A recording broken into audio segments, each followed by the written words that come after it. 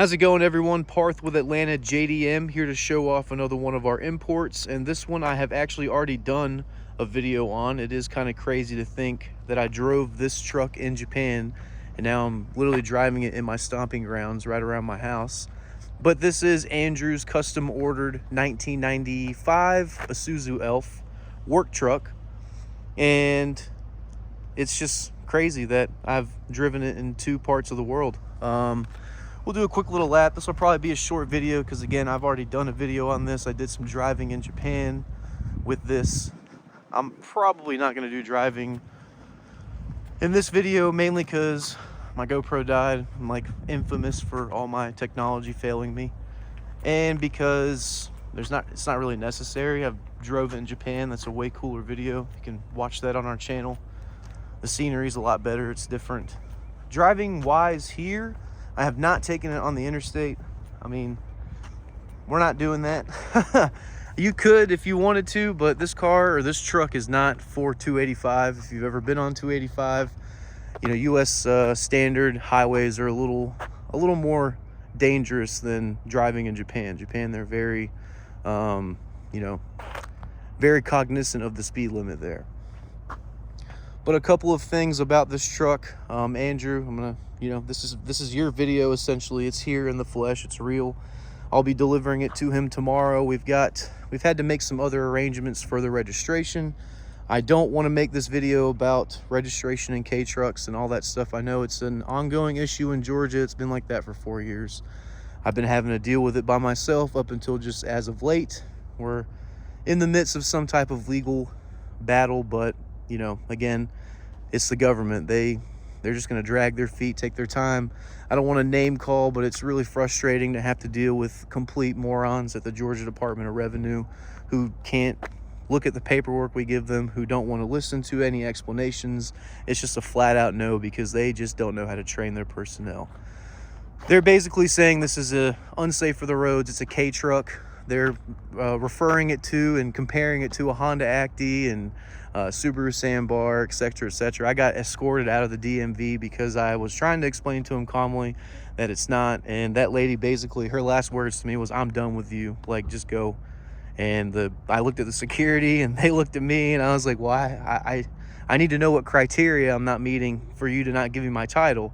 And again, it was just a huge cluster. But it's just astounding to me. My 3.0 diesel dually truck is not safe for the highways when these are used in the US as NPRs. We have them here, and they're like the most standard and durable truck in Japan when it comes to transporting goods and etc., etc. But you know, what do I know? I'm just a scummy car dealer, I guess. I don't know. But that's going to be all I'm going to say about the K truck thing. And you know, like, it's just kind of disappointing because I can fit a K truck. Well, actually, technically, I have to put the bed down because I think this is a 9-foot bed, or 9.5 or 9 foot something. And the standard government size for K trucks, I think, is 11.2 by like 4.5 by 6 foot height. So again, I can literally fit the truck they're telling me is not safe for the highway in the back of the truck. It's insane. But since we're back here, we'll go ahead and just look at the bed. It's a little wet from me just detailing it a little bit. It does have a wood base. I'm sure Andrew's going to probably replace these. It looks pretty easy to replace, to be quite honest. But for the most part, the bed is in great condition. I mean, I don't know how old this wood is, but it's been held up pretty well. These trucks in Japan are mainly used as work trucks. So finding them in this, I mean, this is a very hard find, mainly because of the condition. A lot of these have just been chain smoked in, just used as work trucks. A lot of rust, been outside, neglected. And this one was, I think they looked up the history. It was in some small farming prefecture, and it literally just went from one end of the farm to the other. And that's how it spent its whole life. Like, this truck has, I believe, 6,000 miles. And for a diesel motor of, you know, this type, that's brand spanking new. Like, it, I mean, it runs great. And like I said, comparing it to driving on just local roads, I mean, it drives great in the city. It keeps up to our 45, 50 mile per hour speeds. I just haven't been ballsy enough to test it on the interstate. I'll leave that for Andrew to test out. But we already did the lap. Biggest boo-boos are just typical work truck type of things. You know, little small dents, couple scratches. The biggest thing is going to be this front panel that we got quoted to get it replaced. It's actually kind of a pain in the ass to get this whole thing replaced. You got to take off a bunch of components. I think Andrew just said, no, I'll just deal with it when it gets here. And again, you know, it's going to be his little project work truck, so we'll let him deal with that. A couple other things. I guess previous owner had, you know, a couple of decals and strips on the truck that's kind of been just fading over the years.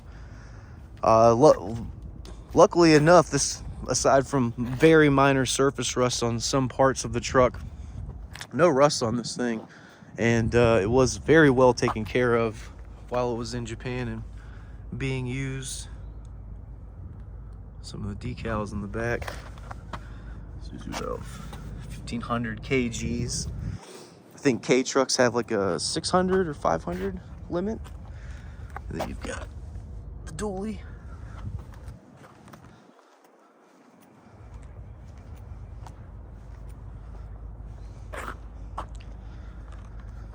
And then we'll just take a look on the inside. It is a factory 5-speed manual. This is going to be a rear-wheel drive truck.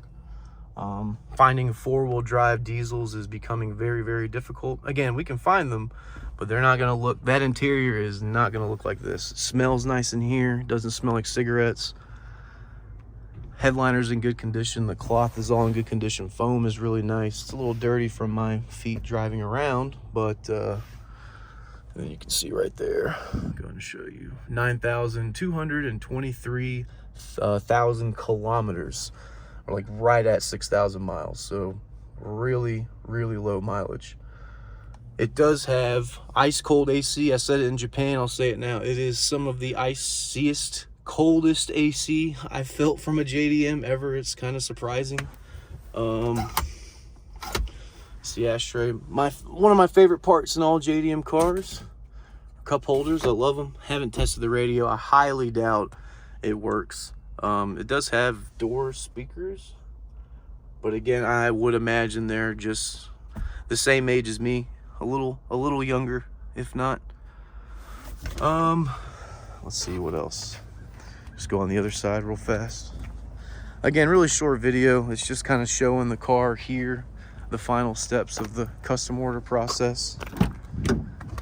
In Japan, I realized that we took off the top rack. So this actually doesn't work, but I mean, oh wait, it did no power, so well, it's not on. But I'm gonna let Andrew deal with that. But he's got a pretty cool radio system already set up, ready to go. Anything in here? Yeah, we got some goodies. Let's check it out. It's the original manual, and then just I'll mail him the service sheet of everything we've done to the truck. We added new tires. And again, outside of our routine services, I don't think we did anything else. Can you fuck off? Dang. All right, cool. And then this is a little secret cubby, I think. Yeah, we need the key for that. Which actually, let's see, got it right here.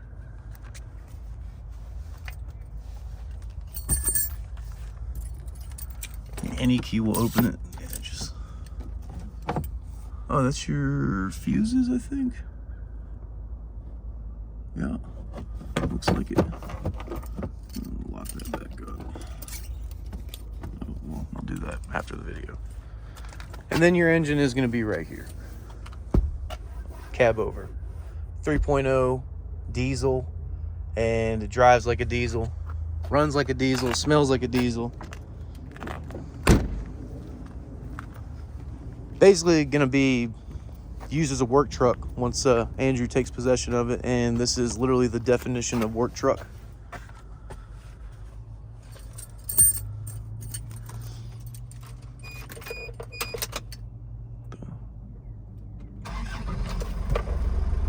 Turned right on.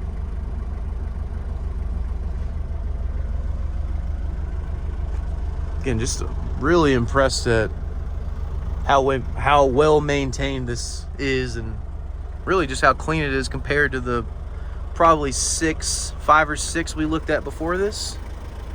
I even have another customer in this one's going to Marietta.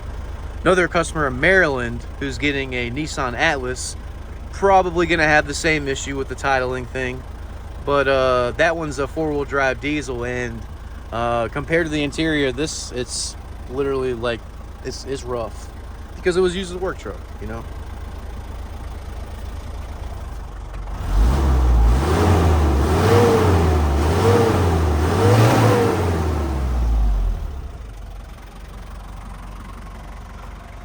But like I said, that's going to be it for this one. Just a quick little walk around on it.